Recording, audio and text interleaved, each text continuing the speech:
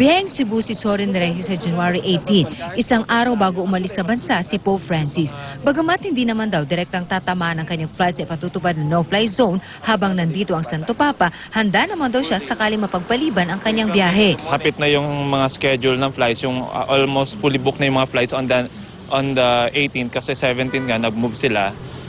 Pero right now, we have set up contingencies. Ayon sa Manila International Airport Authority, sa January 15, araw ng pagdating ni Pope Francis, 23,000 pasahero sa 167 na domestic at international flights ang apektado dahil dito.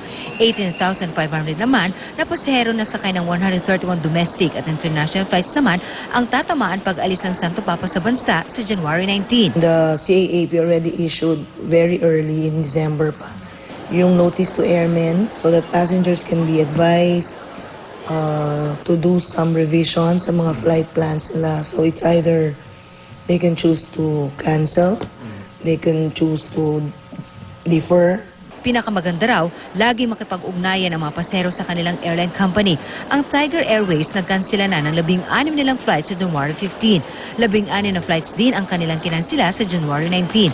Ang Cebu Pacific naman, 78 ang domestic flights at 10 international flights ang kinansela sa January 15. 82 domestic flights naman at 6 na international flight ang kanselado sa January 19. Sa January 17 naman, araw ng pagbisita ni Pope Francis sa Tacloban, kanselado na ang 14 na flights nila. This is a very important visit and it will be very beneficial for the country spiritually, diba? So, expect people to understand. May libreng shuttle naman ang NAIA para sa mga pasahero sa NAIA 3 at 4 na maiipit ng pagsasara sa mga kalsada.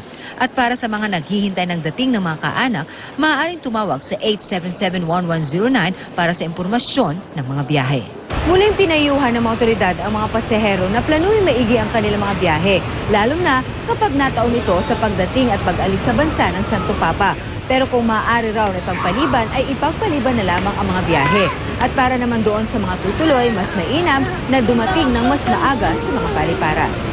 Marisol Abduraman, nakatutok, 24 oras.